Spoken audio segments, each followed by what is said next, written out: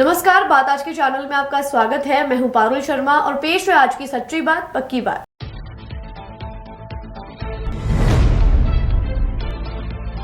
राजस्थान के उप मुख्यमंत्री प्रेमचंद बैरवा पहुंचे अजमेर। भुनाबाई के भाजपा कार्यालय में हुई बैठक में लिया भाग।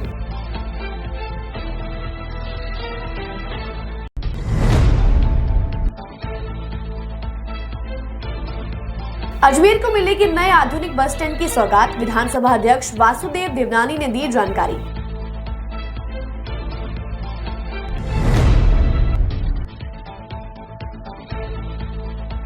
जिला विधिक सेवा प्राधिकरण ने लगाई लोक अदालत, लिए गए महत्वपूर्ण फैसले।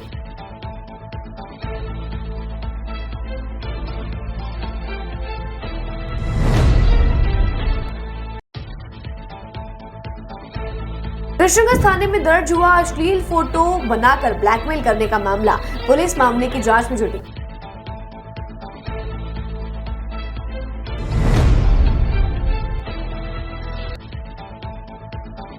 अजमेर गड्डी मालियान के निवासी ने की आत्महत्या। बीमारी का कारण बताया जा रहा है अवसाद।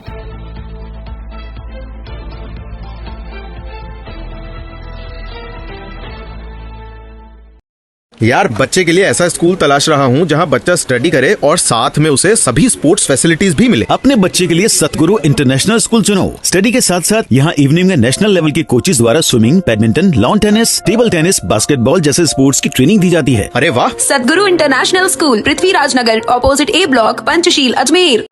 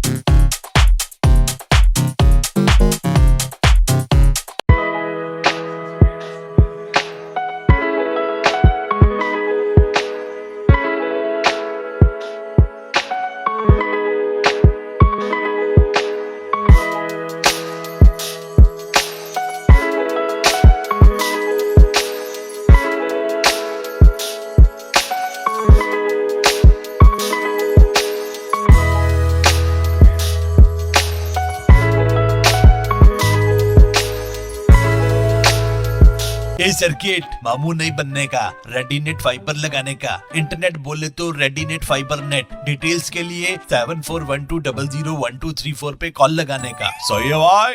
इंटरनेट बोले तो रेडीनेट फाइबर। मरीज का आधा दर्द तभी खत्म हो जाता है जब डॉक्टर भरोसा दिलाते हैं कि आप ठीक हो जाएंगे, और इस भरोसे का दूसरा नाम है Bharat hospital. Highest standard of care and specialised consultation के साथ best OPD, surgery and diagnosis services. Bharat hospital, near shopping centre, Shastri Nagar, Ajmer. अब शुरू करते हैं बातों का बेहतरीन सफर। राजस्थान के उप मुख्यमंत्री प्रेमचंद बैरवा अजमेर पहुंचे। अजमेर पहुंचने के बाद बैरवा ने जयपुर रोड भुनाभाई स्थित भाजपा कार्यालय में लोकसभा चुनाव के मद्देनजर भाजपा के पदाधिकारी और प्रबंध समिति की बैठक लेकर जरूरी दिशा निर्देश दिए। बैठक के बाद हुई पत्रकारों से बातचीत में डिप्टी सीएम बैरवा ने कहा कि उनकी पार्टी में कोई गुटबाजी नहीं है और सब एकजुट होकर चुनाव लड़ेंगे, और विधानसभा चुनाव की तरह लोकसभा चुनाव में भी भाजपा की ऐतिहासिक जीत होने वाली है।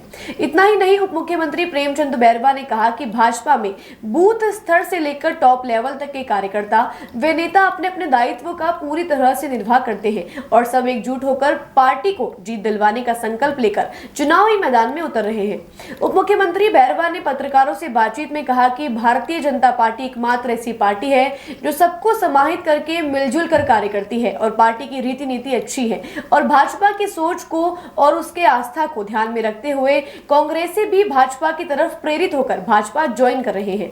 वहीं भारतीय जनता पार्टी के नेता राहुल कसवा के विरोध के सवाल पर बैरवा ने कहा कि पार्टी में कोई विरोध नहीं है, यह पार्टी का आपसी मामला है और राहुल कसवा को भी जल्द ही मना लिया जाएगा।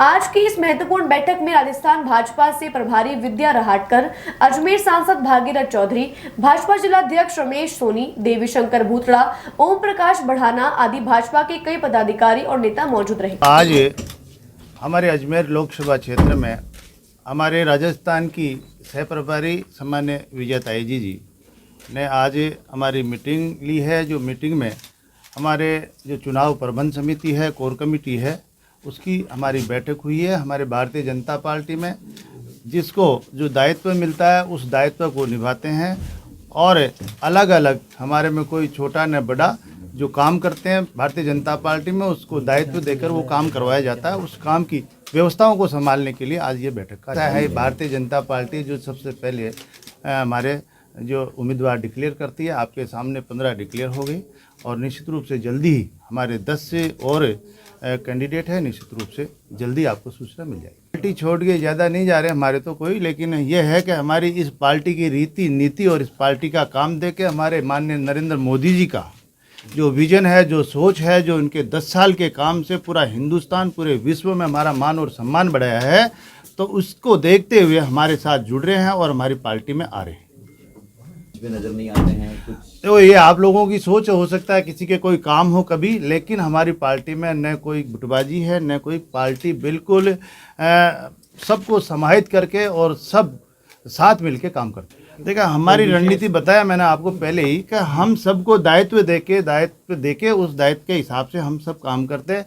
न इसमें बहुत बड़ा है न छोटा है। छोटा सा कार्यकर्ता हमारा बूथ से लेवल से लेकर हमारे टॉप लेवल तक का हम सब मिलकर एक दायित्व लेकर काम करते हैं, उसके हिसाब से काम करते हैं। को इसीलिए कह रहा हूँ कि भारतीय जनता पार्टी की रीति नीति और भारतीय जनता पार्टी के शासन को, भारतीय जनता पार्टी में माननीय नरेंद्र मोदी जी की जो विजन और सोच है उसको देखते हुए हमारे यशस्वी यहाँ के मुख्यमंत्री राजस्थान के भी, जिन्होंने अभी कुछ समय में ही कोई बहुत बड़ा परिवर्तन करके दिखाया है, तो निश्चित रूप से इस पार्टी की आस्था को देखते हुए ज्वाइन कर रहे हैं। चूरू के सांसद राहुल कसवा ने बगावत शुरू कर दी है। ऐसा कोई बगावत नहीं है, निश्चित रूप से हमारे परिवार का मामला में अभी तक कोई बगावत नहीं है। जब आपको कोई सूचना मिले जब कहना। अजमेर के रोडवेज बस स्टैंड को आधुनिक रूप से बनाया जाएगा, जिसके लिए 6 करोड़ से भी अधिक की राशि खर्च की जाएगी। रोडवेज बस स्टैंड को 50 वर्ष से अधिक हो गए हैं। राज्य सरकार द्वारा समय समय पर इसकी देखरेख के लिए पैसे खर्च किए गए थे, परंतु अब इसे आधुनिक रूप दिया जाएगा। विधानसभा अध्यक्ष वासुदेव देवनानी ने जानकारी देकर बताया कि पिछले कुछ वर्षों में यात्री भार बढ़ा है और आने वाले वर्षों में भी यात्री भार बढ़ेगा, जिसके लिए रोडवेज बस स्टैंड को प्राथमिकता देकर आधुनिक बनाने की आवश्यकता है। इससे अजमेर को एक और बड़ी सौगात मिलेगी। अजमेर में जो रोडवेज बस स्टैंड है वह सन 70-71 के आसपास का बना है। लगभग इसको 50 साल पूरे होने जा रहे हैं। राज्य सरकारें आई, कभी आवश्यकता के अनुसार रिपेयर का पैसा देती रहीं, अभी 6 करोड़ रुपए यहाँ की रिपेयर के लिए ध्यान में आया का है। हमें लगा कि 50 साल की बिल्डिंग पर यदि हम 6 करोड़ रुपए खर्च करेंगे तो उसका बहुत ज़्यादा कोई उपयोग नहीं दिखेगा। और बाकी शहरों में भी नवाचार होना शुरू हुआ है। जोधपुर का बहुत बड़ा अच्छा बना है, जयपुर का भी रिवाइव हुआ है, बाकी भी संभाग केंद्रों पे सरकार विचार कर रही है। तो मुझे लगा कि 6 करोड़ में कुछ और मिला करके इस बस स्टैंड को भी एक आधुनिक बनाया जाए। और आज के 50 साल पहले जो आवश्यकताएं थीं या जितना यात्री भार था उसकी तुलना में कई गुना यात्री भार बढ़ा है और आगे भी अगले 20-25 साल में यात्री भार और बढ़ेगा। तो उसके आवश्यकताओं को ध्यान में रखते हुए हम नई एक संरचना करें। इसलिए मैंने कलेक्टर साहब से भी आग्रह किया था और यहाँ के एक एजेंसी ने भी इसका मोटा मोटा प्लान बना करके हमको ध्यान दिया है। इस एवज में मैंने माननीय मंत्री जी से और माननीय प्रिंसिपल सेक्रेटरी से भी चर्चा की है। सैद्धांतिक दृष्टि से उन्होंने सहमति व्यक्त की है। मुझे लगता है कि इस प्रोसेस को बड़ा बनाने के लिए इसके पास में वर्कशॉप है और वर्कशॉप में भी आधे पे वर्कशॉप है और आधे पे हमारा बस स्टैंड है। यदि इन दोनों को जोड़ दिया जाता है तो यहाँ की सारी आवश्यकताएं भी होंगी और फ्यूचर प्लानिंग भी जो बढ़ती जाएंगी वो भी करेंगे। और इस वर्कशॉप को अपने आगे पैराडीजो के जहाँ से अजमेर से अपन इंटर करते हैं वहाँ पे पहले से ही अजमेर का पहले से ही वर्कशॉप है। उसके साथ अजमेर का भी वर्कशॉप, क्योंकि दोनों है रोडवेज़ का, ये वर्कशॉप यदि वहाँ शिफ्ट होता है तो हमको दुगनी ज़मीन भी मिलेगी और फिर इसको आगे जा कर के यहाँ की कुछ दुकानें भी बढ़ेंगी, कोई यहाँ पे बैंक भी होगा, कोई पेट्रोल पंप भी होगा, सब प्रकार की आवश्यकताएँ होंगी। तो मुझे लगता है कि उसमें से रोडवेज़ बस स्टैंड की कुछ आय भी बढ़ेगी, जिसके कारण से धीरे धीरे आत्मनिर्भरता की ओर भी यह बढ़ेगा। तो हमने प्रयत्न थिंकिंग शुरू किया है और प्रशासन भी इसमें सकारात्मक है। तो आज प्रत्यक्ष हम लोग देखने के लिए आए हैं। मुझे लगता है काफ़ी एरिया बड़ा है जिसको डेवलप किया जा सकता है। ये ठीक है, पैसों के देखते हुए हम इसको चरणों में लेंगे और चरणों में लेते हुए, लेकिन इतना ज़रूर है कि इस अपने कार्यकाल के अंदर यहाँ पे एक अच्छा बस स्टैंड आधुनिक सुविधाओं युक्त और आवश्यकताओं के अनुरूप हम इसको डेवलप कर पाएंगे। और इस आधार पे कुछ DPR बनी भी है, लेकिन इसको और मॉडिफाइड करके हम करेंगे। तो मुझे लगता है कि अजमेर को एक नई सौगात, अभी प्रयास शुरू किया है, मुझे लगता है जल्दी शुरू होगा, लेकिन समय जो भी वित्त विभाग के होती है, लेकिन सैद्धांतिक सहमति गवर्नमेंट ने दे दी है। उस पर कितना है? उस पर प्रारंभ में 20 करोड़ का था, 20 करोड़ में सैद्धांतिक सहमति हुई है। नहीं, अब 5-7 करोड़ रुपये और भी होगा तो हम और भी साधनों से हम जुटाएंगे। सर, यहाँ पैसेंजर कम्युनिटी बिल्कुल नहीं है, बिल्कुल इंफ्रा की स्थिति खराब है, इवन ऑफिस की बिल्डिंग तक बिल्कुल डिस्टर्ब। जैसा मैंने कहा ना, यहाँ की बिल्डिंग 50 साल 52 साल पुरानी है और जितना मेंटेनेंस पे खर्चा होना चाहिए था संयोगवश वो नहीं हो पाया है। लेकिन अब एक व्यवस्थित अच्छा बने, इसलिए यहाँ के मैंने जो अधिकारी हैं इनको भी कहा कि सफाई निरंतर है और पैसेंजर्स का पूरा ध्यान रखें, क्योंकि पैसेंजर लगातार बढ़ रहे हैं। लेकिन इससे पैसेंजर का भी सहयोग चाहिए और साथ में प्रशासन भी उसमें सतर्कता बरतते हुए जागरूक रहे। इस प्रकार का हमारा प्रयास है। बदलाव आ रहा है, इंतज़ार कीजिए और बदलाव अच्छा ही आएगा। और हम सब लोग मिलकर के एक जो स्वच्छ अजमेर, विकसित अजमेर और श्रेष्ठ अजमेर की जो हमारी कल्पना है उसे हम साकार करने में हम जुट रहे हैं। मुझे लगता है कि जनप्रतिनिधि, प्रशासन और आप सबके सहयोग से इसको हम निरंतर कुछ न कुछ कर पाएंगे। जिला विधिक सेवा प्राधिकरण की ओर से आज राष्ट्रीय लोक अदालत लगाई गई, जिसके लिए वर्ष के प्रारंभ में ही 4 लोक अदालत की घोषणा कर दी जाती है। उसी क्रम में आज पहली राष्ट्रीय लोक अदालत रखी गई है, जिसमें न्यायालय, राजस्व मंडल, रेवेन्यू, टैक्स बोर्ड व अन्य मामलों के लिए आयोजित की जाती है। इनमें आज 60,000 मामले हैं जो कि अधिक से अधिक निस्तारित किए जाने की संभावना है। इन मामलों में सबसे अधिक वसूली से संबंधित है। साथ ही इस लोक अदालत का मुख्य उद्देश्य आपसी मनमुटाव को दूर करना है। इसके तहत पूरे जिले में 24 बेंच लगाई गई है। राष्ट्रीय विधिक सेवा प्राधिकरण एक वर्ष में 4 राष्ट्रीय लोक अदालत आयोजित किए जाने की घोषणा वर्ष के प्रारंभ में कर देती है। उस क्रम में ये प्रथम राष्ट्रीय लोक अदालत है, जो कि न केवल न्यायालय बल्कि राजस्व मंडल, रेवेन्यू मामलों में, टैक्स बोर्ड में और अन्य जो भी न्यायिक व अर्धन्यायिक जो अधिकरण है उनमें भी आयोजित की जा रही है। इस बार करीबन 60,000 से अधिक प्रकरण प्री लिटिगेशन और पेंडिंग लिटिगेशन के हमने रेफर किए हैं, जो कि अधिकतम मुकदमे इनमें से निस्तारित होने की संभावनाएं हैं। तो ज़्यादातर मामला क्या है? अधिकतर मामले जैसे प्री लिटिगेशन में तो वसूली से संबंधित होते हैं, जो कि अन्य जैसे टाटा पावर है, बिजली विभाग है, बैंक के हैं, नगर निगम के टैक्स के हैं। इस प्रकार से धन वसूली के जो मामले हैं वो प्री लिटिगेशन के मामलों से संबंधित होते हैं, और पेंडिंग मुकदमों में वो मामले होते हैं जो कि राजीनामा योग्य हो, या उनमें किसी भी मामले में राजीनामे के कोई तत्व मौजूद हो, कोई भी एलिमेंट ऐसा हो कि हाँ इसमें हो सकता है, जैसे कि अक्सर मुकदमेबाजी पारिवारिक लोगों के बीच में, घर पड़ोसी के, खेत पड़ोसी के आदि इन लोगों के बीच में होती है, और उनके ज़्यादातर उनके सिविल इंटरेस्ट ज़्यादा इन्वॉल्व रहते हैं, जो कि क्रिमिनल कलर में चले जाते हैं। तो उनके बीच ईगो को, गलतफहमी को, आपसी मनमुटाव को दूर किए जाने का ये एक अच्छा मंच है। सर कितनी बेंच लगाई गई? पूरे जिले में 24 बेंच है, जिनमें से 11 बेंच हेडक्वार्टर पर है और बाकी बेंचें तालुकाज में है। निस्तारण हो रहे हैं अभी?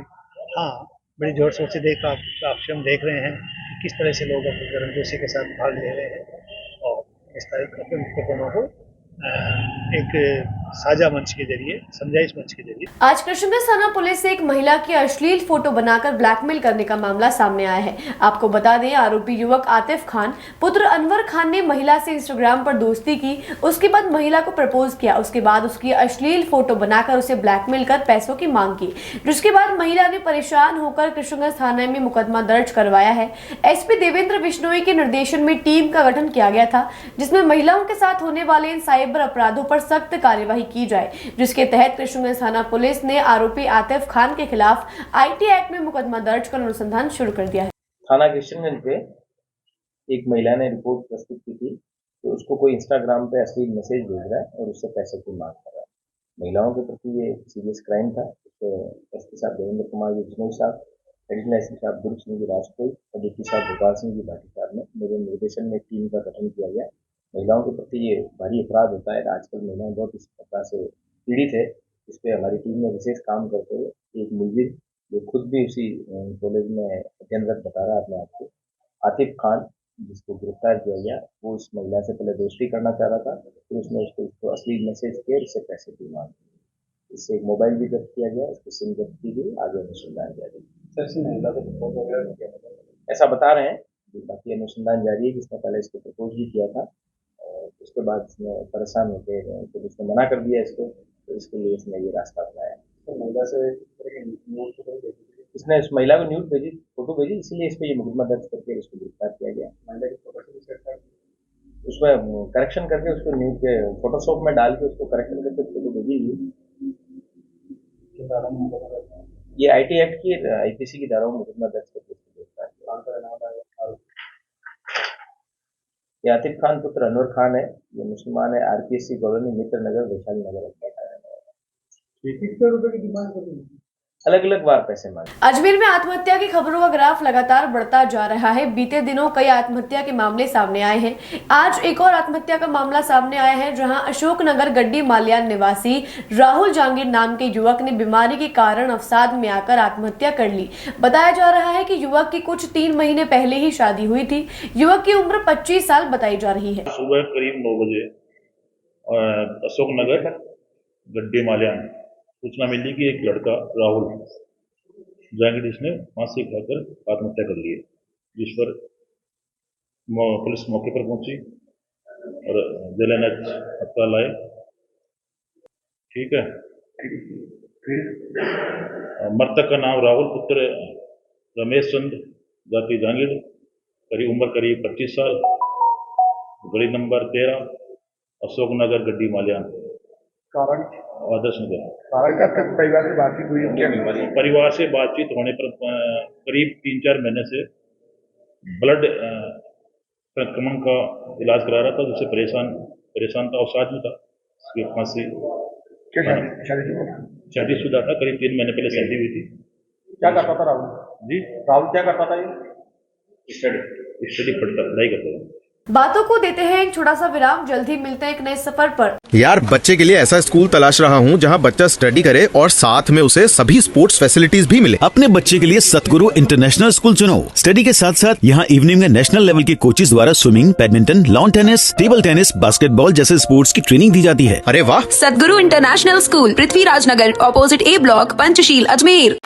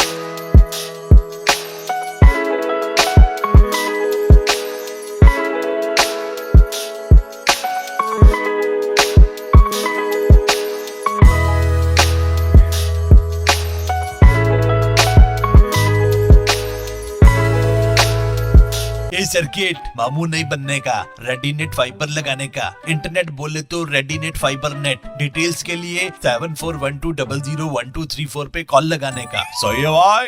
इंटरनेट बोले तो रेडीनेट फाइबर। मरीज का आधा दर्द तभी खत्म हो जाता है जब डॉक्टर भरोसा दिलाते हैं कि आप ठीक हो जाएंगे, और इस भरोसे का दूसरा नाम है Bharat hospital. Highest standard of care and specialised consultation के साथ best OPD, surgery and diagnosis services. Bharat hospital, near shopping centre, Shastri Nagar, Ajmer. एक बार फिर आपका स्वागत है। आइए चलते एक नए सफर पर। अजमेर में चोरियों का सिलसिला लगातार जारी है। आज भी लाल कोठी पड़ाव स्थित एक डिस्पोजल की दुकान से चोरी की वारदात सामने आई है, जहां दुकान मालिक ने बताया कि वह रात को दुकान सकुशल छोड़कर ताला लगाकर गए थे। जब सुबह आकर देखा तो दुकान का ताला टूटा मिला। दुकान में रखी अलमारियों के ताले टूटे हुए थे और गल्ले से कुछ नकदी गायब मिली है। पुलिस को घटना की जानकारी दे दी गई है। पुलिस मामले की जाँच में जुटी है। लाल कोठी पड़ाव में अपनी दुकान है डिस्पोजल की। अभी मैं रोज़मर्रा की जैसे आया अभी सुबह, तो उसके ताले टूटे हुए थे, तो मैंने इन्फॉर्म कर दी पुलिस वाले को। वो भी जस्ट आने वाले ही हैं। फिर आप लोगों को बुलाए। आपके सामने सारी स्थिति है। गल्ले की ताला टूटा हुआ है, नीचे की दोनों अलमारियों के ताले टूटे हुए हैं, और इसमें से जो कुछ कैश था वो गायब होगा। 1500 रुपये का कैश था भैया। चिल्लर वगैरह सब ले गया वो। अपनी पड़ाव में केसरगंज अजमेर। श्री बालाजी मोहित। क्या काम करते हैं? अपने भैया डिस्पोजल का काम है। और कुछ देखा आपने? बस अभी आपकी कुछ भी नहीं है, बस यही सामान इधर उधर कुर्सी को, और बाकी अब धीरे धीरे जो भी है मालूम पड़ेगा। नहीं भैया, सीसीटीवी कैमरा सामने वो अभय वाले का लगा हुआ है, जो वो देखते हैं, फिर उसके फुटेज निकलवाते हैं अपन अभी। अजमेर में रेलवे के सामान्य सहायक के पद पर कार्यरत 59 वर्षीय हनुमान मीणा ने आज फांसी का फंदा लगाकर अपनी जीवन लीला समाप्त कर ली। जानकारी के अनुसार अभी तक सुसाइड के कारणों का पता नहीं लगा है, साथ ही कोई सुसाइड नोट भी प्राप्त नहीं हुआ है। पुलिस मामले में जुट गई है और कारणों का पता लगा रही है। मृतक के शव को जिला अस्पताल की मोर्चरी में भिजवा दिया गया है। हनुमान जी मीणा है, मृतक का नाम, पिताजी का नाम गिरिराज जी मीणा, 59 साल एज के हैं। ये निवासी आटून कला, पुलिस थाना माउंट टाउन, जिला सहायक माधोपुर के रहने वाले हैं। ये सामान्य सहायक के पद पर रेलवे में कार्यरत थे। रिटायरमेंट में करीब 2 महीने से प्रयास हुआ था। छुट्टी होने की वजह से घर पे थे। परिजन सामान लेने घर के बाहर गए थे। करीब 9:30 बजे के समय की बात है। घर वालों ने आके देखा तो ये उनके पे लटके मिले। फंदा लगा के चावल से। घर पे कोई नहीं था? घर पे कोई नहीं था। कोई सुसाइड नोट नहीं, ऐसा कुछ नहीं। कोई कारण नहीं अभी तक ऐसा बताया को डिप्रेशन चला था, क्या कारण? नहीं, ऐसा पता नहीं जानकारी। ये मैं ठीक है। अभी आरके पुलिस भी आई थी क्या? आरके भी है। अजमेर के मुंदड़ी मोहल्ला स्थित सब्जी की दुकान के व्यापारी ने अपनी ही दुकान में फांसी का फंदा लगाकर अपनी जीवन लीला समाप्त कर ली। जानकारी के अनुसार मृतक पेट की बीमारी से पीड़ित था, जिसके चलते अवसाद में आकर बीती रात सुसाइड किया है। मृतक की उम्र 30 वर्ष बताई जा रही है। पुलिस ने शव को जिला अस्पताल की मोर्चरी में पोस्टमार्टम करवाकर शव परिजनों को सुपुर्द कर दिया है। ये मृतक है जो कमल किशोर है। पिताजी का नाम शंकरदास जी है, पहाड़गंज के रहने वाले हैं।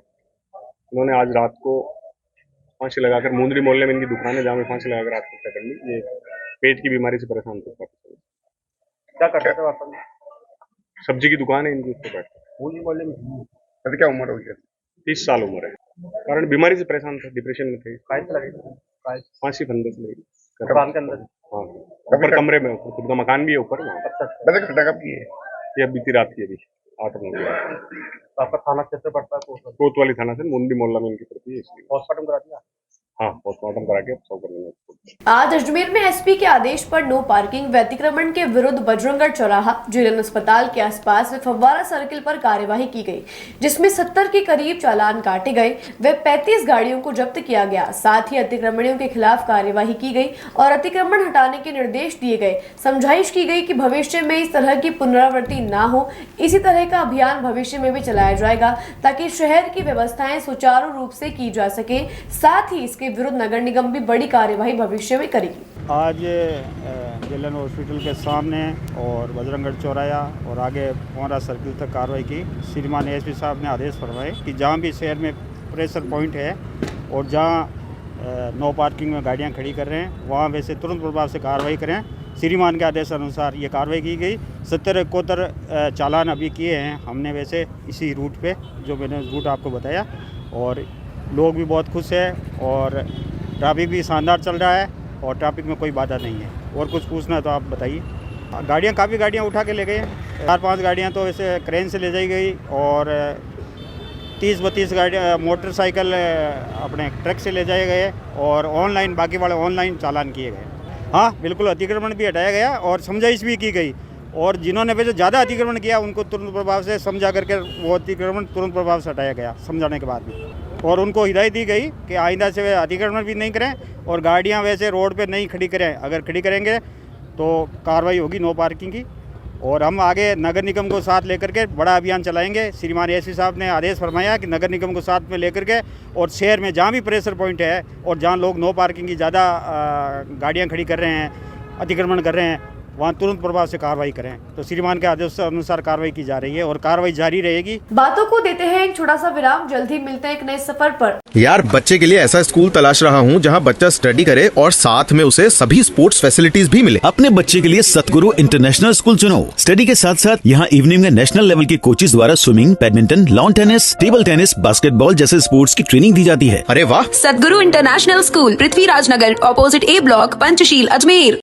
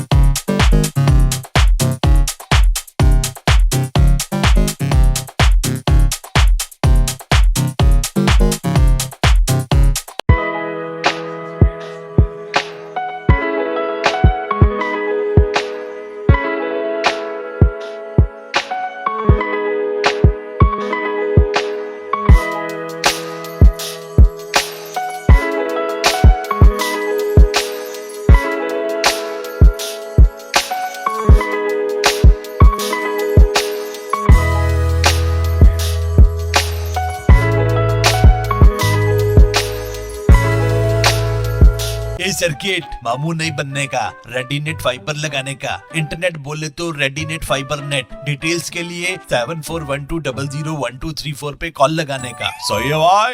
इंटरनेट बोले तो रेडिनेट फाइबर। मरीज का आधा दर्द तभी खत्म हो जाता है जब डॉक्टर भरोसा दिलाते हैं कि आप ठीक हो जाएंगे, और इस भरोसे का दूसरा नाम है Bharat hospital. Highest standard of care and specialised consultation के साथ best OPD, surgery and diagnosis services. Bharat hospital, near shopping centre, Shastri Nagar, Ajmer. एक बार फिर आपका स्वागत है। आइए चलते एक नए सफर पर। महाशिवरात्रि के अवसर पर कल जॉन्सगंज स्थित नर्मदेश्वर महादेव मंदिर पर भव्य कार्यक्रम का आयोजन किया गया, जिसके अंतर्गत महादेव का हल्दी व मेहंदी का कार्यक्रम रखा गया।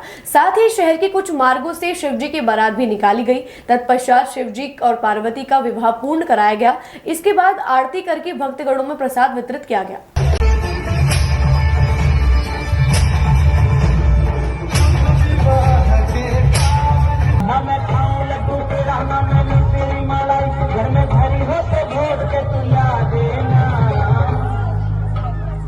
गणपति महतारी, गणपति महतारी, एक लोटा भाग पिला देना। सजाई के भभूति लगाई के पाल की सजाई देना।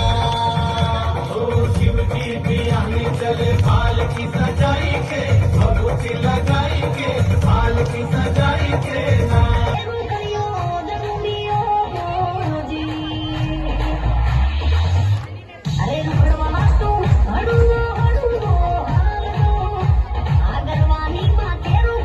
ये जॉनसन में नर्मदेश्वर महादेव मंदिर है। यहाँ पर भगवान भोलेनाथ का पहले हल्दी, तिलक और मेहंदी की रस्म पूरी की गई। उसके बाद भोलेनाथ का विवाह था। आज शिवरात्रि है, तो शिवरात्रि के दिन भगवान शिव माता पार्वती का विवाह था। उस विवाह की रस्म यहाँ पे की गई है। बारात, शंकर भगवान की बारात माता मंदिर कैज कारखाना से चलकर नर्मदेश्वर महादेव मंदिर पहुंची है और बारातियों ने खूब उत्साह के साथ भगवान शंकर का, माता पार्वती का स्वागत किया। जगह जगह मार्ग के अंदर सभी ने स्वागत किया। बारात माता मंदिर से शुरू हुई थी, वहां से नरसिंहपुरा गई, नरसिंहपुरा से इंदिरापुरी, संगम विहार और पटेल नगर आदि जगह होती होती नर्मदेश्वर महादेव पहुंची है। यहाँ पर शिव पार्वती का विवाह संपन्न किया गया है। लोगों ने ठंडाई बांटे हैं, उसके उपलक्ष्य में गाजे के हलवा का प्रसाद बांटा गया है। दिन में पूजा अर्चना करी है लोगों ने यहाँ पे। और अब यह है कि भगवान शिव की आरती की जाएगी और उसके बाद कार्यक्रम का समापन किया। ये मंदिर जौनपुर के अंदर है। ये 3 साल पुराना है, क्योंकि श्री कृष्ण श्रीवास्तव जी ने बनाया था और वो मंदिर बनाने के बाद ही स्वर्ग को पधार चुके। श्री श्रीवास्तव। 8 मार्च को हर वर्ष अंतर्राष्ट्रीय महिला दिवस मनाया जाता है, परंतु महाशिवरात्रि के होने के चलते आज 9 मार्च को सूचना केंद्र में महिला दिवस का आयोजन किया गया, जिसके अंतर्गत रंगारंग कार्यक्रम के साथ ही आंगनबाड़ी कार्यकर्ताओं व सहायिकाओं जिन्होंने अपने क्षेत्र में उत्कृष्ट कार्य किया है, उन महिलाओं को पुरस्कार राशि व प्रशस्ति पत्र देकर सम्मानित किया गया। इस कार्यक्रम में अजमेर जिले के सभी ब्लॉक की महिलाओं ने हिस्सा लिया। सर, जैसा कि हम सभी जानते हैं कि प्रतिवर्ष 8 मार्च को हम अंतर्राष्ट्रीय महिला दिवस का सेलिब्रेशन करते हैं, परंतु कल महाशिवरात्रि होने की वजह से ये हमने 9 मार्च को रखा है। आज सूचना केंद्र में हम अंतर्राष्ट्रीय महिला दिवस को सेलिब्रेट कर रहे हैं, जहां पर हमने रंगारंग कार्यक्रम का आयोजन किया है। साथ ही साथ आंगनवाड़ी कार्यकर्ता और सहायिकाओं ने जिन्होंने उत्कृष्ट कार्य किया है अपने क्षेत्र में, उनको हमने पुरस्कार राशि और प्रशस्ति पत्र के साथ सम्मानित किया है। इस कार्यक्रम में हमारे मुख्य अतिथि के तौर पर हमारी SDM ma'am, ICDS DD ma'am, संरक्षण अधिकारी, महिला अधिकारिता, इन सब ने शामिल होकर इस कार्यक्रम को पूर्णतः सहयोग प्रदान करा। मैं जेंडर स्पेशलिस्ट डिस्ट्रिक्ट हब से संध्या। सर्टिफिकेट भी दिए, पैसे भी दिए महिलाओं को। हाँ, उत्कृष्ट कार्य करने में सहयोगियों और कार्यकर्ताओं में 51,000 और 21,000 रुपये और प्रशस्ति पत्र दिए गए। हाँ, ये पूरे अजमेर के जितने भी ब्लॉक्स हैं, हमारे सावर, किशनगढ़ ग्रामीण, सरवाड़, केकड़ी, मुसद्दा, सभी जगह से हमारी कार्यकर्ता और हमारी साथी आई हैं, जिनमें हमने उनको पुरस्कार स्वरूप प्रशस्ति पत्र और राशि प्रदान करी है। भारतीय जीवन बीमा निगम मंडल कार्यालय में northern zone insurance employees association मंडल समिति अजमेर द्वारा अंतर्राष्ट्रीय महिला दिवस धूमधाम से मनाया गया। कार्यक्रम की अध्यक्षता अजमेर मंडल की प्रबंधक श्रीमती विद्या आर्या ने की। कार्यक्रम का संचालन वुमेन सब कमेटी अजमेर मंडल की संयोजिका डॉक्टर मधु खंडेलवाल ने किया। कमेटी के अन्य सदस्य मीना टिलवानी, गीता कोटवानी, हेमा खिलानी, रेशमा धनवानी, प्रीति कपूर आदि ने कार्यक्रम को भव्य बनाने में महत्वपूर्ण भूमिका निभाई। कार्यक्रम में अजमेर डिवीजन की सभी महिला कार्मिक उपस्थित रही। सभी ने मिलकर कई तरह के गेम्स खेले। साथ ही प्रश्नोत्तरी कार्यक्रम का भी सभी उपस्थित महिलाओं ने लुत्फ उठाया। कार्यक्रम का विशेष आकर्षण मोनो एक्टिंग गेम रहा, जो पिक्चर के नाम की थीम पर रखा गया था। कार्यक्रम के अंत में सभी को अल्पाहार के साथ महिला दिवस की शुभकामनाएं दी गई।